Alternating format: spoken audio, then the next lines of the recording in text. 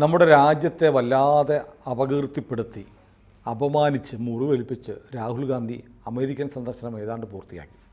രാഹുൽ ഗാന്ധി പോയ സമയത്ത് വാർത്തകൾ വലിയ ഒരുമിച്ച് വാർത്തകൾ വന്നില്ലെങ്കിലും ഒറ്റയ്ക്കൊറ്റയ്ക്ക് വാർത്തകൾ വന്നു. അതേ സമയത്ത് സ്റ്റാലിൻ അമേരിക്കയിലുണ്ട്, കമൽഹാസനുണ്ട്, DK ശിവകുമാറും പോയിട്ടുണ്ട്. അങ്ങനെ ഇന്ത്യ വിരുദ്ധരായ കട്ടിംഗ് സൗത്തിൻ്റെ ഇന്ത്യയിൽ ടുക്കഡെ ഗാങ് മുഴുവൻ രാഹുൽ ഗാന്ധി അമേരിക്കയിലുണ്ടായിരുന്നപ്പോൾ ഉണ്ടായിരുന്നു.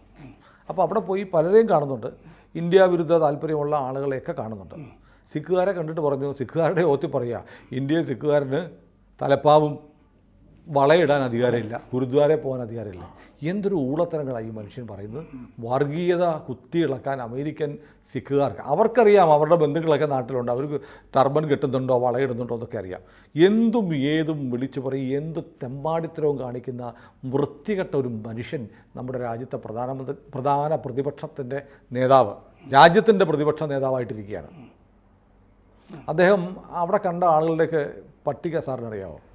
അവിടെ കണ്ടതിൽ ഏറ്റവും കുഴപ്പം പിടിച്ച ഒരു കാഴ്ച ഇൽഹാൻ ഒമർ. അതാരാണ് ഇൽഹാൻ ഒമർ എന്ന് പറയുന്നത്? പാകിസ്ഥാൻ്റെ ഒരു ലോബിയിസ്റ്റായിട്ട് അമേരിക്കയിലൊക്കെ വെച്ചിരിക്കുന്ന ഒരു തീവ്ര ഇസ്ലാമികവാദി ആണ്, സ്ത്രീയാണ് ഇൽഹാൻ ഒമർ. അവർ കോൺഗ്രസ് അംഗമാണ് US.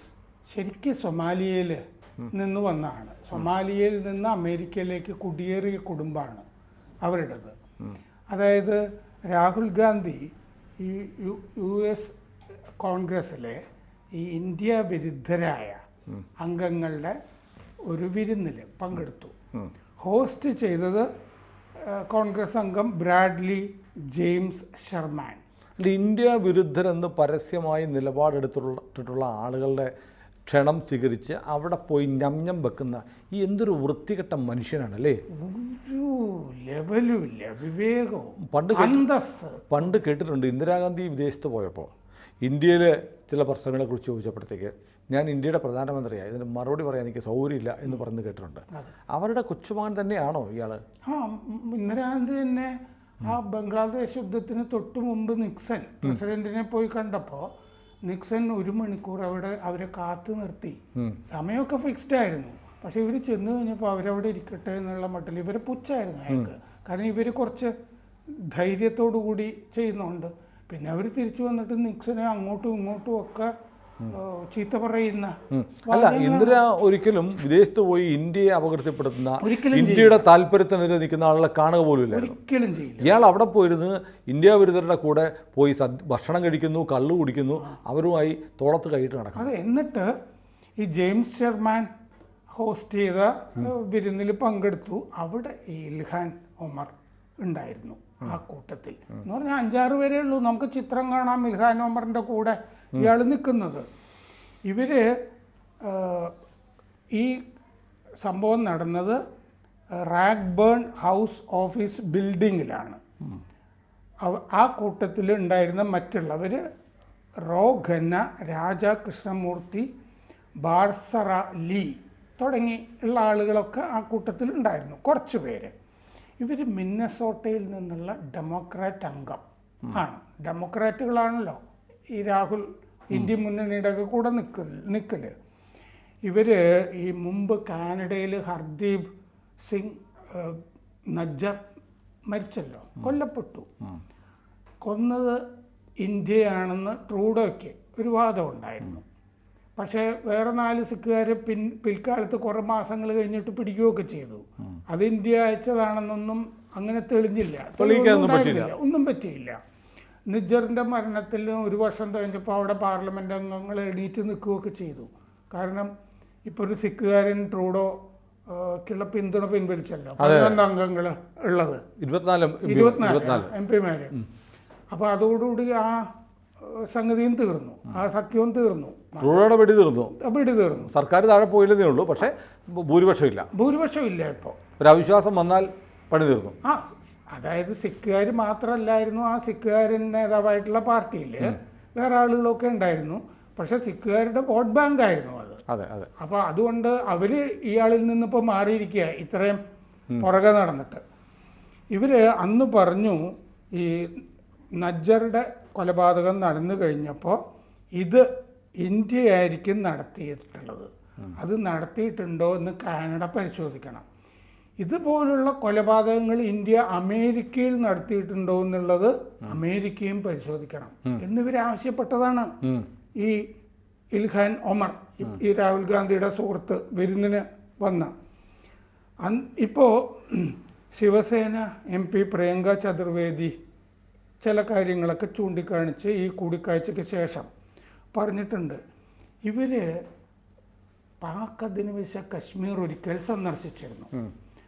അവരെങ്ങനെ അവിടെ എത്തി, കശ്മീർ പ്രശ്നത്തിൽ എന്തടിസ്ഥാനത്തിലാണ് ഇവർ ഇടപെടുന്നത് എന്ന് പ്രിയങ്ക ചതുർവേദി ചോദിച്ച് രണ്ടുപേരും ഇട്ടിട്ടുണ്ട്. 2022 ഇൽഹാൻ ഒമർ പാകിസ്ഥാനിൽ ചെന്നത്. ഷഹബാസ് ഷെരീഫ്, ഇമ്രാൻഖാൻ അവരെയൊക്കെ കണ്ടു. അത് കഴിഞ്ഞിട്ടാണ് പാക് അധിനിവേശ കശ്മീരിലെ മുസാഫറാബാദിൽ പോയത്. ഇതിൻ്റെ ചെലവ്, ആ സന്ദർശനത്തിനുള്ള ക്ഷണം, ഈ ചെലവൊക്കെ വഹിച്ചത്, അക്കോമഡേഷൻ, പണം എല്ലാം വഹിച്ചത് പാകിസ്ഥാനായിരുന്നു. അവരവിടെ പോയി പറഞ്ഞ കാര്യങ്ങളൊക്കെ ഇന്ത്യ, ഇവരുടെ സന്ദർശനത്തിനെയും അന്ന് ഇന്ത്യ അപലപിച്ചിരുന്നതാണ്. സങ്കുചിത രാഷ്ട്രീയം അവർ കളിക്കുകയാണെന്ന് ഇന്ത്യ പറഞ്ഞിരുന്നു.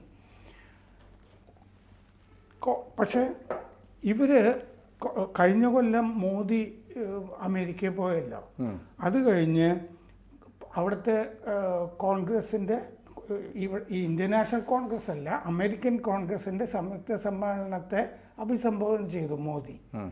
ആ പ്രസംഗം ഇവർ ബോയ്ക്കോട്ട് ചെയ്തിരുന്നു. അത് ശരി. അപ്പോൾ രാഹുൽ ഗാന്ധി ഉറപ്പായിട്ടും ഇവരെ തന്നെ കാണണം.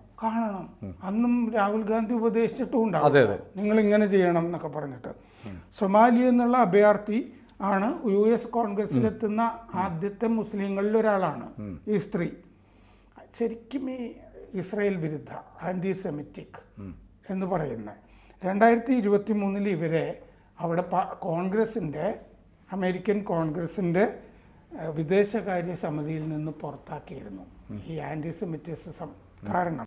2019 ഇവർ പറഞ്ഞതാണ്, it is all about the Benjamins baby എന്നവരൊരു ട്വിറ്ററിൽ എഴുതിയിരുന്നു. അന്ന് ട്വിറ്റർ ഉണ്ടല്ലോ. അതിൻ്റെ അർത്ഥം എന്താണെന്ന് വെച്ചാൽ ഇസ്രയേലിനെ തുണയ്ക്കുന്നവർക്കൊക്കെ നെതന്യാഹുവിൻ്റെ കോഴ കിട്ടുന്നു എന്നാണ് അവർ ഉദ്ദേശിച്ചത്. ഒരു ഇസ്രയേൽ വിരുദ്ധ പ്രസ്താവന, ഹമാസ് അനുകൂലം. അമേരിക്ക ഇസ്രയേലിന് നൽകുന്ന സൈനിക സഹായത്തെ അവർ എതിർക്കുകയും ചെയ്തിരുന്നു. മറ്റേ സെപ്റ്റംബർ 11 ആക്രമണം ഉണ്ടല്ലോ, ആ ആക്രമണത്തെ അനുകൂലിച്ചും ഇവർ സംസാരിച്ചിട്ടുണ്ട് മുമ്പ്. ഈ പശ്ചാത്തലത്തിലാണ് അവരെ ഫോറിൻ അഫയേഴ്സ് കമ്മിറ്റിയിൽ നിന്ന് കോൺഗ്രസ് അമേരിക്കയിൽ തന്നെ ഒഴിവാക്കിയത്. അമേരിക്കയിൽ തന്നെ ഇവരൊരു കളങ്കിത വ്യക്തിത്വമായിട്ടാണ് ലിസ്റ്റിലുള്ള ആളാണ് അവർ. അപ്പോൾ അതുകൊണ്ട് ഈ ഒരു പാകിസ്ഥാൻ സ്പോൺസർ ചെയ്യുന്ന ഒരു തീവ്ര ഇസ്ലാമിക ഭീകര കഥാപാത്രമാണ് ഇത്. രാഹുൽ ഗാന്ധിയുടെ നമ്മൾ മുമ്പും പറഞ്ഞിട്ടുള്ളതാണ്, കഴിഞ്ഞ കൊല്ലത്തെ സന്ദർശനങ്ങൾ 2023 ഒക്ടോബറിലെ, ഇതൊക്കെ പാകിസ്ഥാനിൽ നിന്നുള്ള ജമാഅത്തെ ഇസ്ലാമി സംഘടനകൾ ആണ് സ്പോൺസർ ചെയ്തിരുന്നത് എന്ന് നമ്മൾ പറഞ്ഞിരുന്നതാണ്. അതിലൊരു ഇൻവിറ്റേഷന് ഇത് ഞങ്ങളെത്തും എന്നൊക്കെ അറിയിക്കേണ്ടത് ഒരു അൻസാരിയായിരുന്നു, ഇൻവിറ്റേഷനിൽ ഉണ്ടായിരുന്നു എന്ന് നമ്മളന്ന് പറഞ്ഞു. ഏതായാലും നമ്മൾ ഈ വാർത്തകളൊക്കെ അറിയുന്നുണ്ട്, കുറേ കാര്യങ്ങൾ. അവിടെ നടന്ന ഡെലിബറേഷൻസ് നമ്മൾ അറിയുന്നില്ലായിരിക്കാം, പക്ഷേ നമ്മളിതൊക്കെ അറിയുന്നത് കാണേണ്ടവർ ഇതെല്ലാം കാണുന്നുണ്ട് എന്നതുകൊണ്ട് തന്നെയാണ്. രാഹുലിനെ നമ്മൾ ചില പശുക്കളെ ഇങ്ങനെ അഴിച്ചു വിടുമല്ലോ, അഴിച്ചു വിടും, എന്നിട്ട് അവസാനം ഒരു പിടുത്തമുണ്ട്. അപ്പോൾ കയറ് അയച്ചയച്ച് കൊടുത്തുകൊണ്ടിരിക്കുക, കുറച്ചൊക്കെ തിന്നും, അവസാനം ഒരു പിടുത്തം പിടിക്കും. ആ പിടുത്തം എന്ന് വരുമെന്നുള്ളത് നമുക്ക് കാത്തിരിക്കാം. അതെ, രാഹുൽ ഗാന്ധി ഇത്തവണ അമേരിക്കയിൽ പോയിട്ട് വേറെ ഒരുപാട് വിഡിത്തങ്ങൾ പറഞ്ഞിട്ടുണ്ട്. അതുകൊണ്ട് സാൻ ഫ്രാൻസിസ്കോയിൽ നിന്നുള്ളൊരു പത്രം എന്ന് ഞാൻ കണ്ടു. ആ പത്രത്തിൻ്റെ ശീർഷകം എന്താണെന്നറിയോ? രാഹുൽ ഗാന്ധി വന്നത് ഇന്ത്യയിൽ നിന്നോ പാകിസ്ഥാനിൽ നിന്നോ എന്നാണ്. അപ്പോൾ അമേരിക്കക്കാർക്ക് പോലും സംശയമാണ്, ഇയാളെ സംശയമാണ്, ഇയാളുടെ സന്ദർശനത്തെയും സംശയമാണ്. ഇയാൾ ഇന്ത്യക്കാരനാണോ പാകിസ്ഥാനിയാണോ എന്ന് ചോദിക്കാൻ നന്നായി. അഫ്ഗാനിസ്ഥാനിൽ ഏതൊരു കാബൂളിൽ പോയിട്ട് ഏതൊരു അമ്മാവന് ആദരാഞ്ജലി അർപ്പിക്കാറുണ്ട്. അതുണ്ട്, ബാബറിന്റെ ശവകുടീരത്തിൽ തലമുറയായിട്ട് പോവാറുണ്ട്. കൊളുത്തി ഈ കൈമാറുന്ന ദീപശിഖയാണത് ചെയ്യുന്നുണ്ട് അവർ. നെഹ്റുവിൻ്റെ കാലം മുതൽ ഇന്ദിരാഗാന്ധി, രാജീവ് ഗാന്ധി, രാഹുൽ ഗാന്ധി ഒക്കെ ചെയ്തിട്ടുണ്ട്. ബാബറിൻ്റെ ഈ ബാബറും രാഹുൽ ഗാന്ധിയും തമ്മിലുള്ള ബന്ധം നമുക്കൊന്ന് ഒരു ദിവസം സംസാരിക്കണം. പ്രേക്ഷകരെ, ഞങ്ങൾ സംസാരിക്കും, നിങ്ങൾ കാത്തിരുന്നു. ഉടൻ തന്നെ നമുക്ക് ബാബറും നെഹ്റു കുടുംബവും തമ്മിലുള്ള ബന്ധത്തെക്കുറിച്ച് ഒരു വീഡിയോ ചെയ്യാം. അത് ചെയ്യാം നമുക്ക്.